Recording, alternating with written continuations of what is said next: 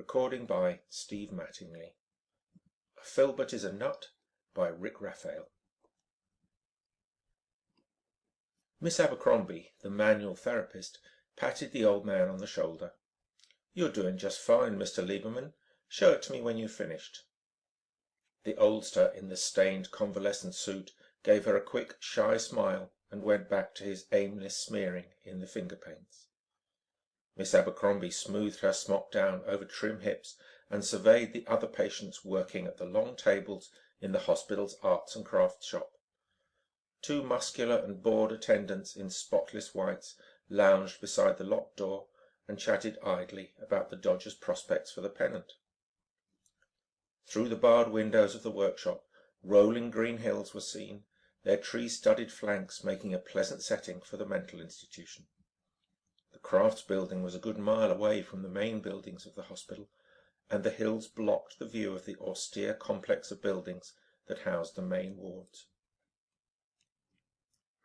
The therapist strolled down the line of tables, pausing to give a word of advice here and a suggestion there.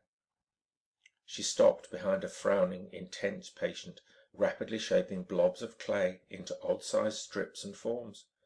As he finished each piece, he carefully placed it into a hollow shell hemisphere of clay. "And what are we making today, Mr. Funston?" Miss Abercrombie asked. The flying fingers continued to whip out the bits of shaped clay as the patient ignored the question. He hunched closer to his table as if to draw away from the woman. "We mustn't be antisocial, Mr. Funston," Miss Abercrombie said lightly but firmly. "You've been coming along famously, and you must remember to answer when someone talks to you. Now, what are you making? It looks very complicated." She stared professionally at the maze of clay parts. Thaddeus Funston continued to mold the clay bits and put them in place. Without looking up from his bench, he muttered a reply. "Atom bomb." A puzzled look crossed the therapist's face. "Pardon me, Mr. Funston, I thought you said an atom bomb." "Did," Funston murmured. Safely behind the patient's back, Miss Abercrombie smiled ever so slightly. "Why, that's very good, Mr. Funston. That shows real creative thought. I'm very pleased." She patted him on the shoulder and moved down the line of patients. A few minutes later, one of the attendants glanced at his watch, stood up and stretched. "All right, fellows," he called out. "Time to go back. Put up your things." There was a rustle of paint boxes and papers being shuffled and chairs being moved back. A tall blonde patient with a flowing moustache put one more dab of paint on his canvas and stood back to survey the meaningless smears. He sighed happily and laid down his palette. At the clay table, Funston feverishly fabricated the last odd-shaped bit of clay and slapped it into place. With a furtive glance around him, he clapped the other half of the clay sphere over the filled hemisphere and then stood up. The patients lined up at the door, waiting for the walk back across the green hills to the main hospital. The attendants made a quick count and then unlocked the door. The group shuffled out into the warm afternoon sunlight and the door closed behind them. Miss Abercrombie gazed around the cluttered room and picked up her chart book of patient progress. Moving slowly down the line of benches, she made short, precise notes of the day's work accomplished by each patient. At the clay table, she carefully lifted the top half of the clay ball and stared thoughtfully at the jumbled maze of clay strips laced through the lower hemisphere. She placed the lid back in place and jotted lengthily in her chart book. When she had completed her rounds, she slipped out of the smock, tucked the chart book under her arm, and left the crafts building for the day. The late afternoon sun felt warm and comfortable as she walked the mile to the main administration building where her car was parked. As she drove out of the hospital grounds, Thaddeus Funston stood at the barred window of his locked ward and stared vacantly over the hills towards the craft shop. He stood there unmoving until a ward attendant came and took his arm an hour later to lead him off to the patient's mess hall. The sun set. Darkness fell over the stilled hospital grounds, and the ward lights winked out at 9 o'clock, leaving just a single light burning in each ward office. A quiet wind sighed over the still warm hills. At 3:01 a.m., Thaddeus Funston stirred in his sleep and awakened.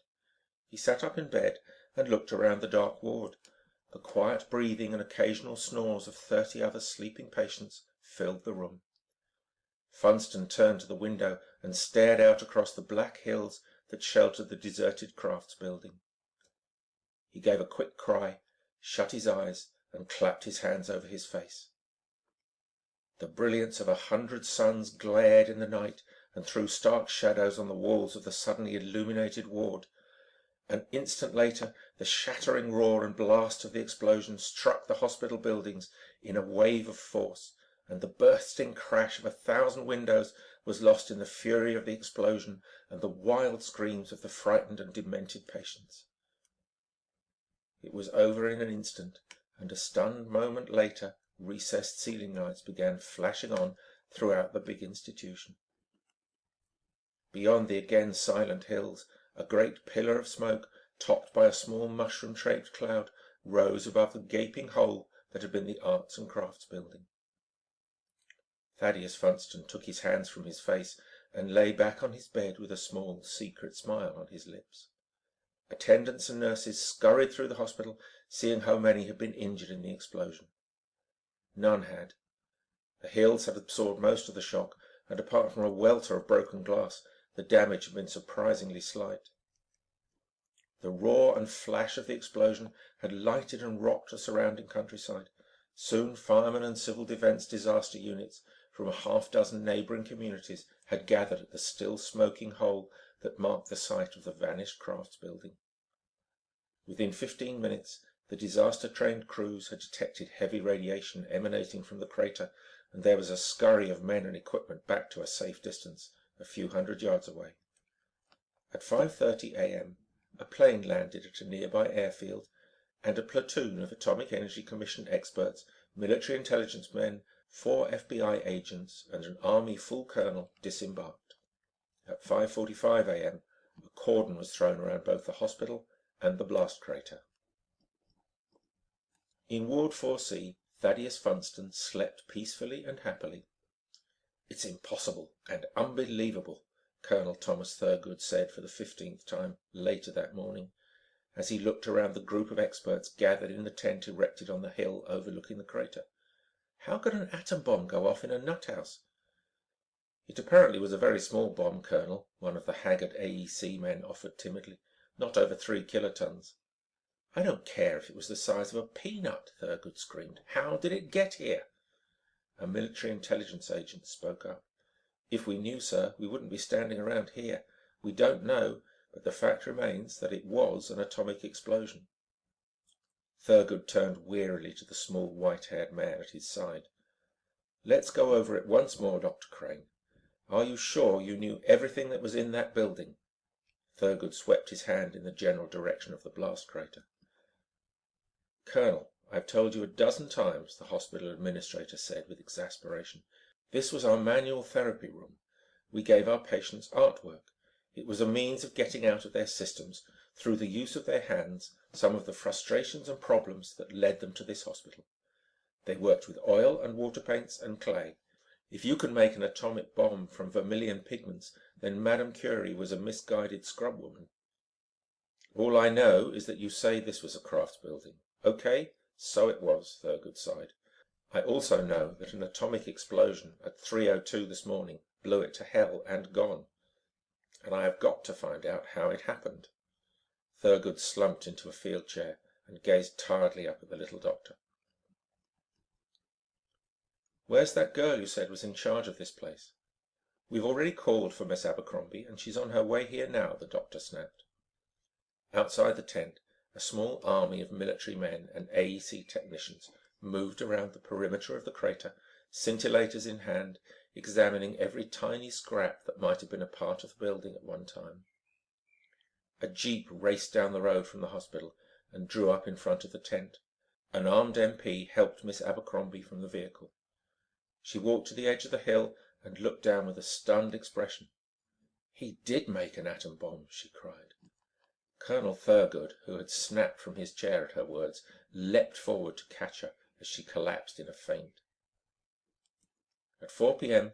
the argument was still raging in the long, narrow staff room of the hospital administration building. Colonel Thurgood, looking more like a patient every minute, sat on the edge of his chair at the head of a long table and pounded with his fist on the wooden surface, making Miss Abercrombie's chart book bounce with every beat. "It's ridiculous!" Thurgood roared. "We'll all be the laughing stocks of the world if this ever gets out. An atomic bomb made out of clay? You're all nuts. You're in the right place, but count me out." At his left, Miss Abercrombie cringed deeper into her chair at the broadside. Down both sides of the long table, psychiatrists, physicists, strategists, and radiologists sat in various stages of nerve-shattered weariness. "Miss Abercrombie," one of the physicists spoke up gently, "you say that after the patients had departed the building, you looked again at Funston's work." The therapist nodded unhappily.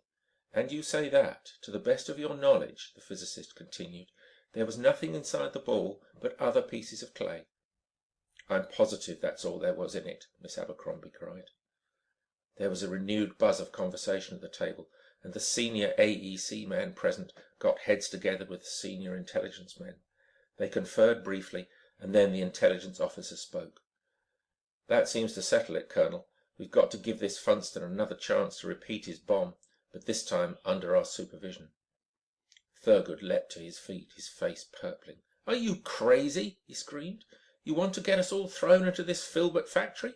Do you know what the newspapers would do to us if ever they got wind of the fact that for one tiny fraction of a second any one of us here entertained the notion that a paranoidal idiot with the IQ of an ape could make an atomic bomb out of kids' modeling clay?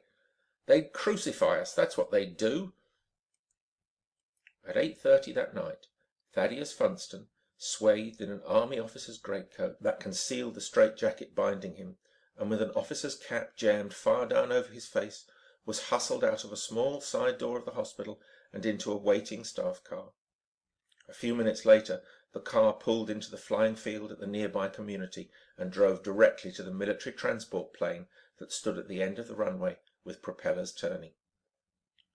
2 military policemen and a brace of staff psychiatrists, sworn to secrecy under the National Atomic Secrets Act, bundled Thaddeus aboard the plane.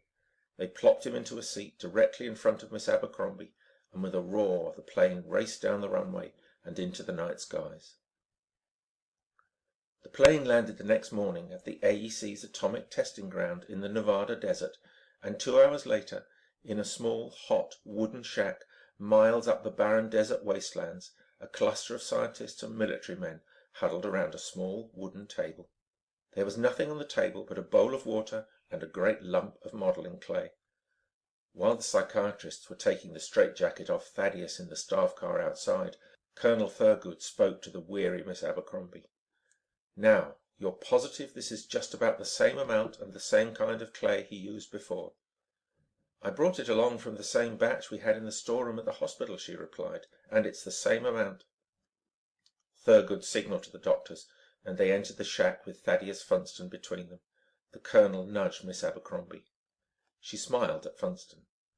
"Now, isn't this nice, Mr. Funston?" she said. "These nice men have brought us way out here just to see you make another atom bomb like the one you made for me yesterday." A flicker of interest lightened Thaddeus's face. He looked around the shack and then spotted the clay on the table. Without hesitation, he walked to the table and sat down. His fingers began working the damp clay, making first the hollow, half-round shell while the nation's top atomic scientists watched in fascination. His busy fingers flew through the clay, shaping odd flat bits and clay parts that were dropped almost aimlessly into the open hemisphere in front of him. Miss Abercrombie stood at his shoulder as Thaddeus hunched over the table just as he had done the previous day. From time to time she glanced at her watch. The maze of clay strips grew, and as Funston finished shaping the other half hemisphere of clay, she broke the tense silence. "Time to go back now, Mr. Funston. You can work some more tomorrow." She looked at the men and nodded her head.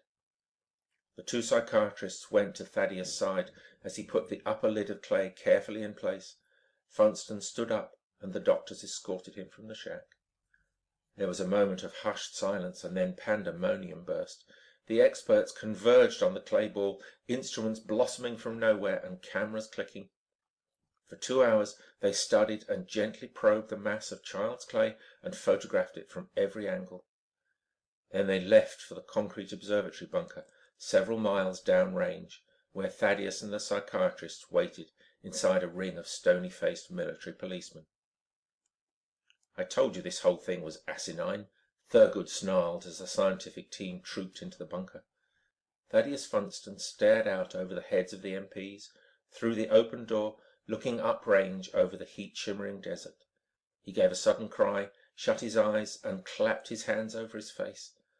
A brilliance 100 times brighter than the glaring Nevada sun lit the dim interior of the bunker, and the pneumatically operated door slammed shut just before the wave of the blast hit the structure. 6 hours and a jet plane trip later, Thaddeus, once again in his straitjacket, sat between his armed escorts in a small room in the Pentagon.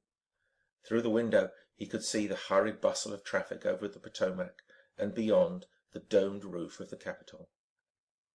In the conference room next door, the Joint Chiefs of Staff were closeted with a grey-faced and bone-weary Colonel Thurgood and his baker's dozen of AEC brains.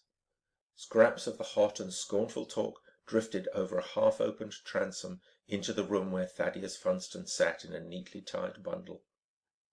In the conference room, a red-faced four-star general cast a chilling glance at the rumpled figure of Colonel Thurgood. "I've listened to some silly stories in my life, Colonel," the general said coldly, "but this takes the cake. You come in here with an insane asylum inmate in a straitjacket, and you have the colossal gall to sit there and tell me that this poor soul has made not one, but 2 atomic devices out of modeling clay, and then has detonated them." The general paused. "Why don't you just tell me, Colonel, that he can also make spaceships out of sponge rubber?" the general added bitingly. In the next room, Thaddeus Funston stared out over the sweeping panorama of the Washington landscape. He stared hard.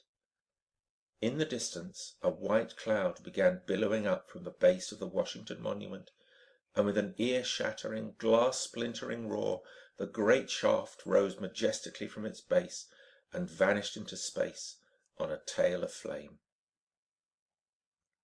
End of A Filbert is a Nut by Raphael.